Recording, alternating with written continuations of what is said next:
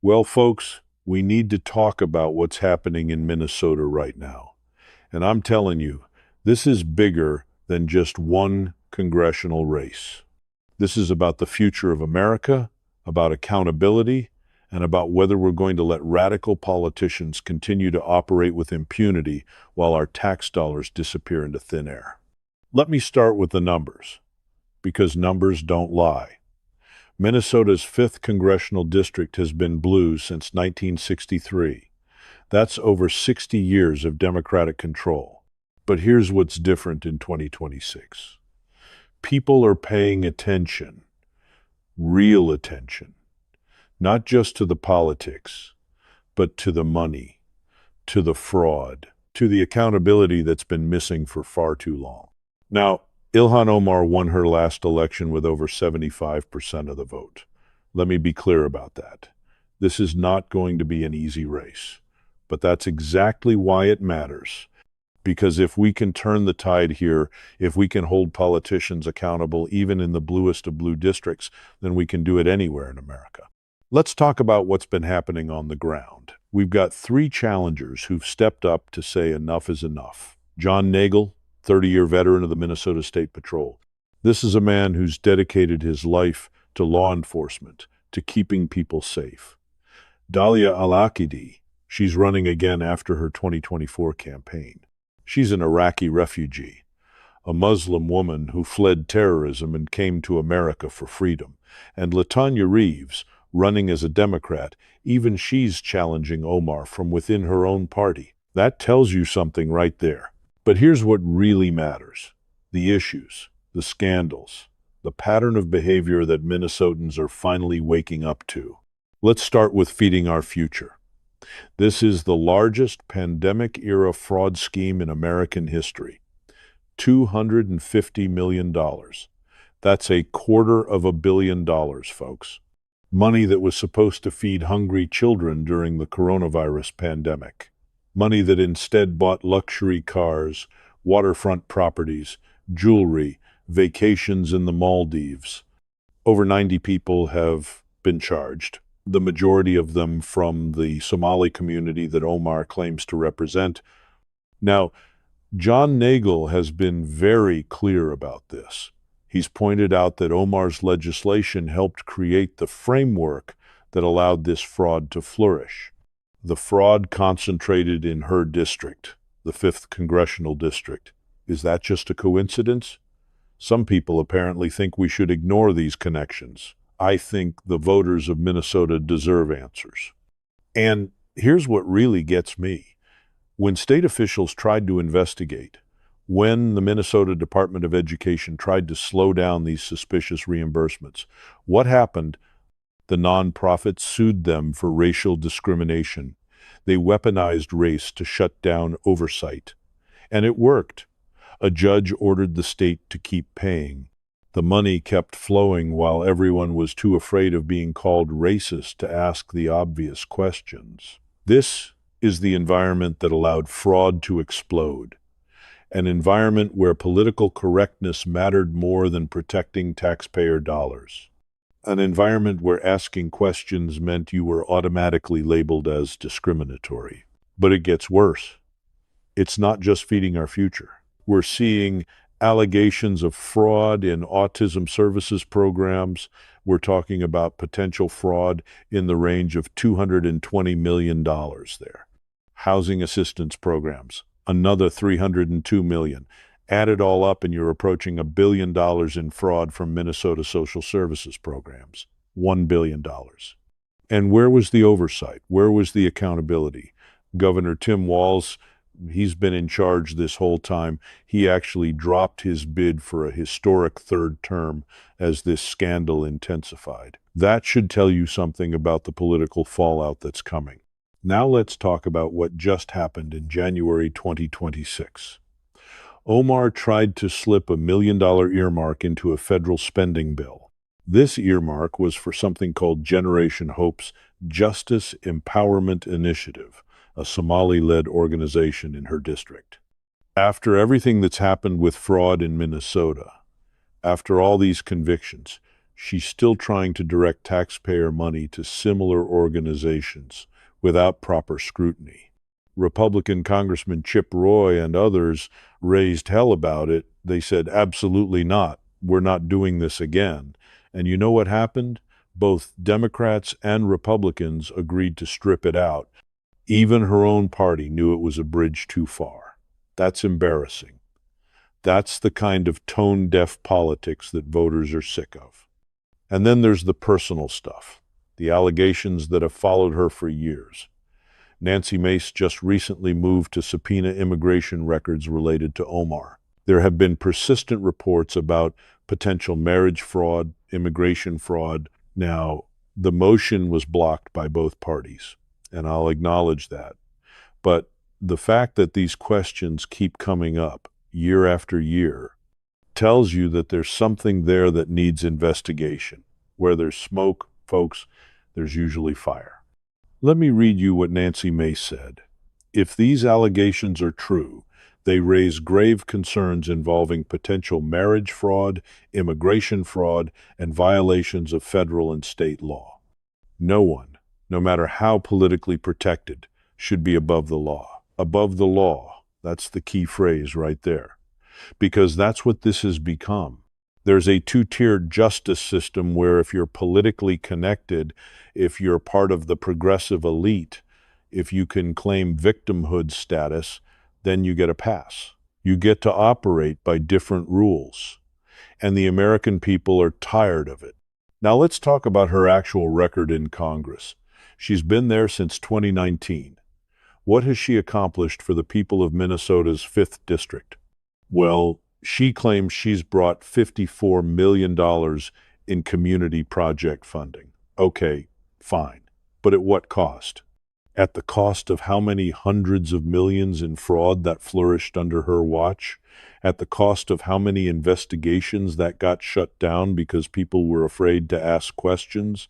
She's become a national figure. Part of the squad, more interested in picking fights on Twitter, in making headlines, in opposing everything President Trump does, than in actually serving the people who elected her. That's what John Nagel talks about.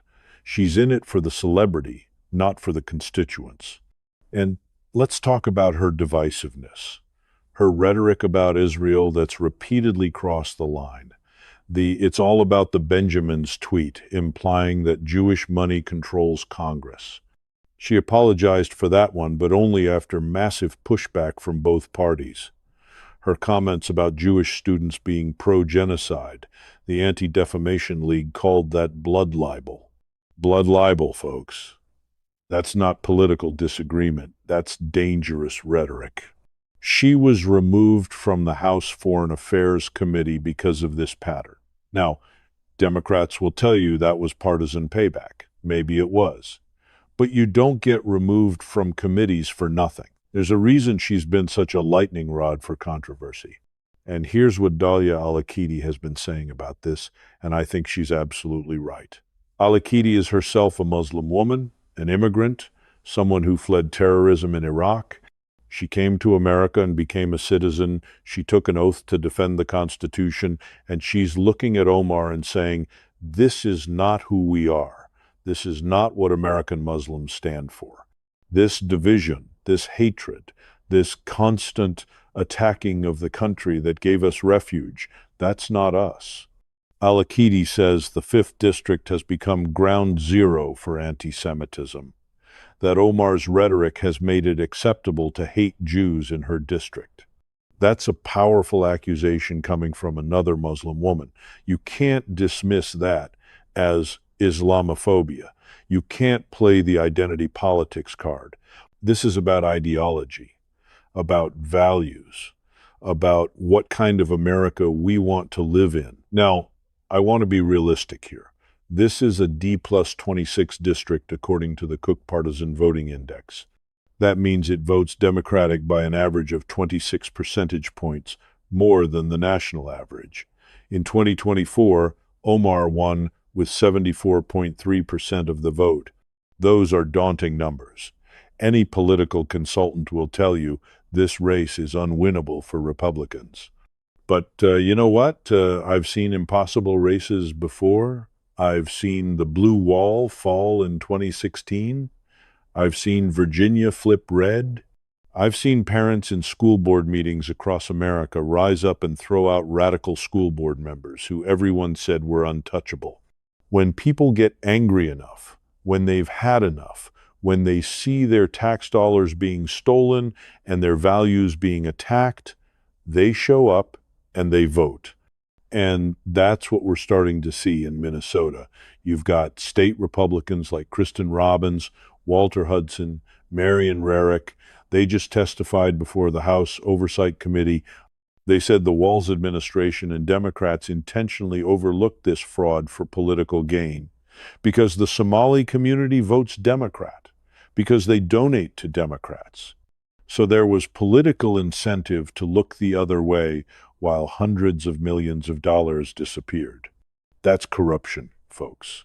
Maybe not the kind that sends you to jail, but it's corruption nonetheless. It's putting party over country, it's putting politics over people. And it's exactly the kind of thing that makes Americans disgusted with Washington. The House Oversight Committee is investigating. The FBI has surged resources to Minnesota. FBI Director Kash Patel has said this is just the tip of the iceberg. The Treasury Department is investigating whether some of this money ended up funding al-Shabaab, an al-Qaeda-affiliated terrorist organization in Somalia. Let that sink in. American taxpayer dollars meant to feed hungry children, potentially ending up in the hands of terrorists. This is the scandal that's been hiding in plain sight for years. And finally, people are paying attention. Finally, there's accountability. Finally, someone is asking the hard questions that should have been asked years ago. Now, the Democrats will tell you this is all about racism, that we're targeting the Somali community unfairly, that this is xenophobia, that this is Islamophobia. And you know what? That's exactly the playbook they used to shut down the original investigations. That's exactly how they weaponized political correctness to keep the money flowing to fraudsters. We're not talking about targeting a community. We're talking about prosecuting criminals who stole from American taxpayers. We're talking about accountability for politicians who enabled this fraud through negligence or worse. We're talking about whether we're going to have one standard of justice for everyone, or whether some people get a pass because of their identity.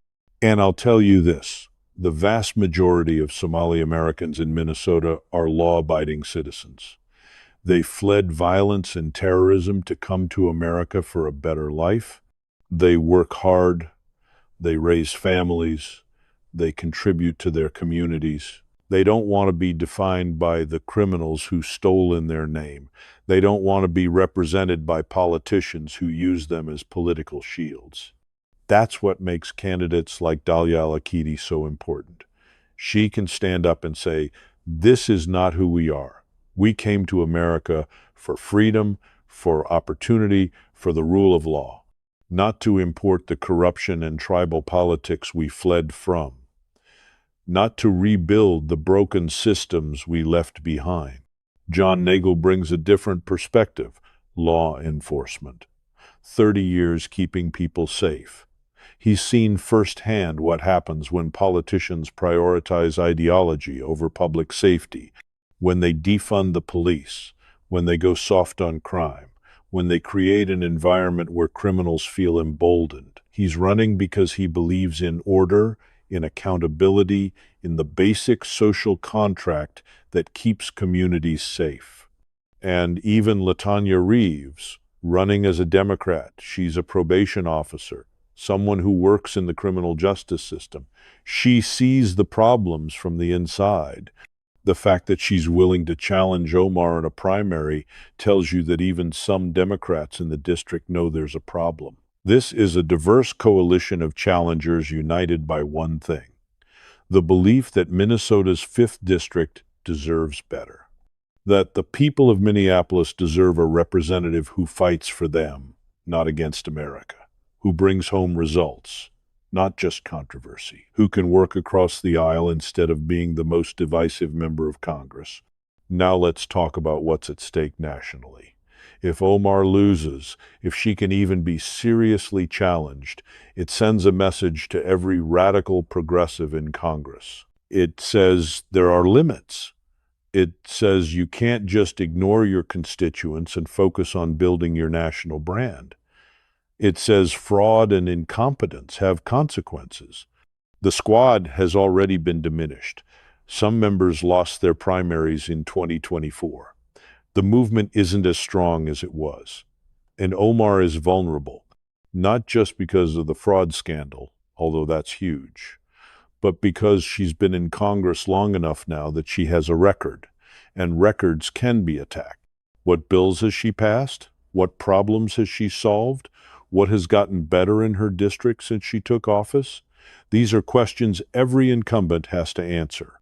And when your answer is, well, I've been very loud on Twitter about opposing Trump, that's not enough. Not when people are struggling with inflation, with crime, with fraud that's stealing from programs meant to help the most vulnerable.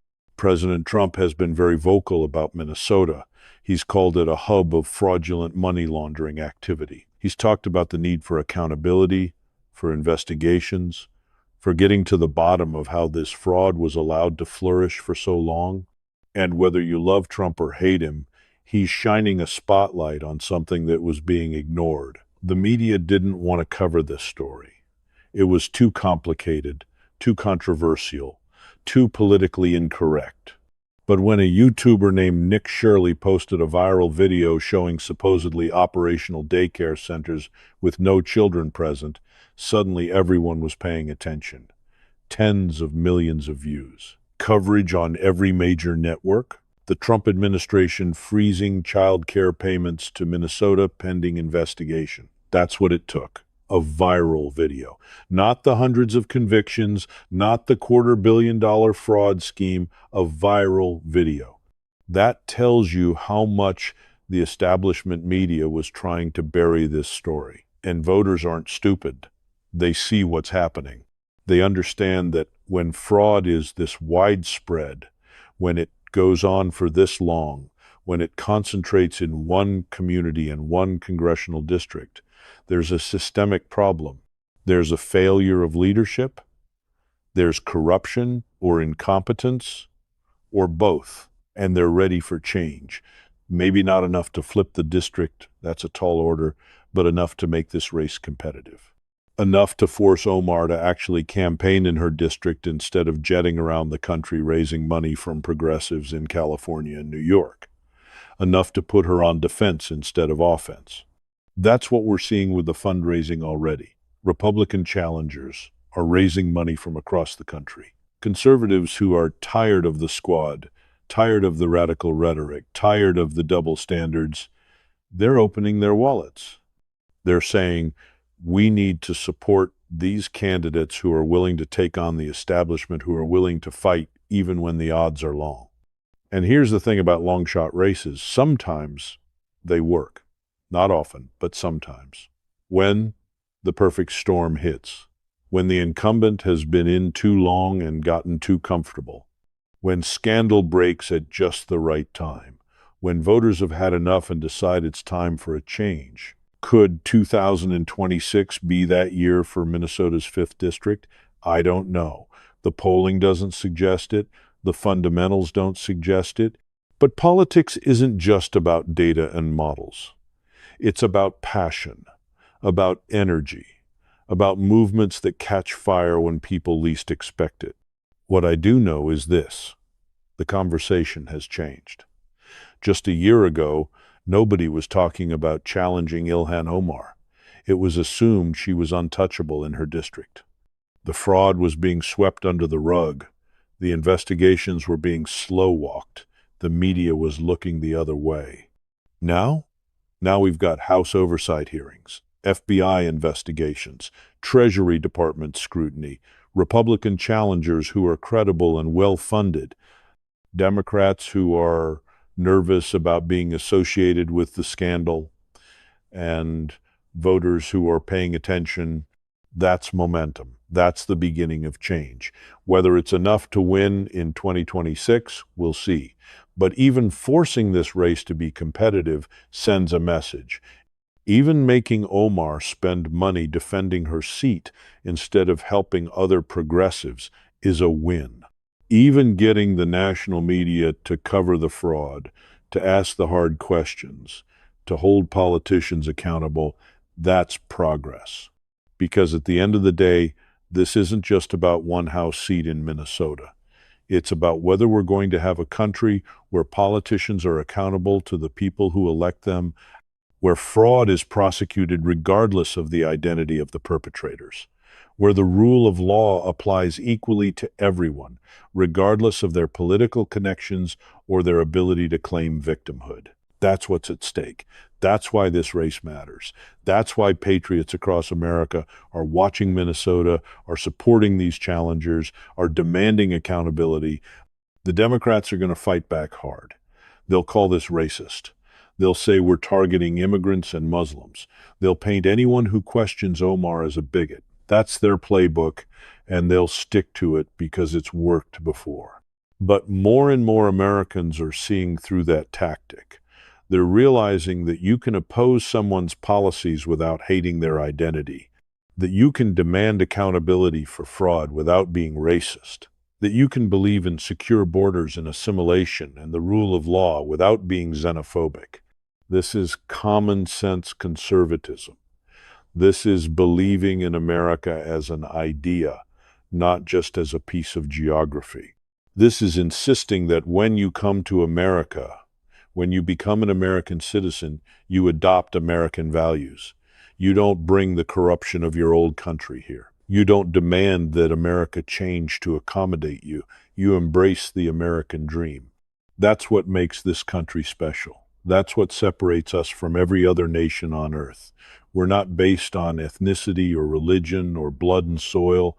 We're based on an idea that all men are created equal, that we have certain inalienable rights, that government derives its power from the consent of the governed.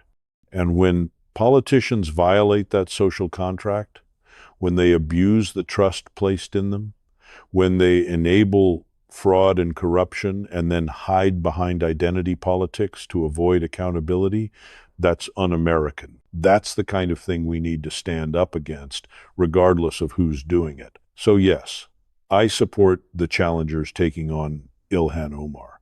I support John Nagel and his law enforcement background and his commitment to accountability. I support Dalia Al-Akidi and her courage to stand up as a Muslim woman and say, this is not who we are. I even respect LaTanya Reeves for being willing to challenge Omar from within the Democratic Party, because that takes guts too. Will they win? Probably not. The numbers are brutal. The district is deep blue. Omar has name recognition, money, and the backing of the progressive establishment. She'll paint herself as the victim of a racist, Islamophobic campaign. The media will help her do it, and many voters will believe it because it's easier than confronting uncomfortable truths about fraud and corruption. But you know what? We have to try. We have to fight these battles even when they're difficult, even when the odds are long, even when the smart money says we can't win. Because that's how movements build. That's how change happens. That's how you go from impossible to improbable to inevitable. And who knows? Maybe this is the year. Maybe Minnesota voters have had enough. Maybe the fraud scandal is the tipping point. Maybe there are enough Democrats who are disgusted with what's happened, enough independents who want accountability, enough Republicans who are energized to turn out in unprecedented numbers. Stranger things have happened in American politics.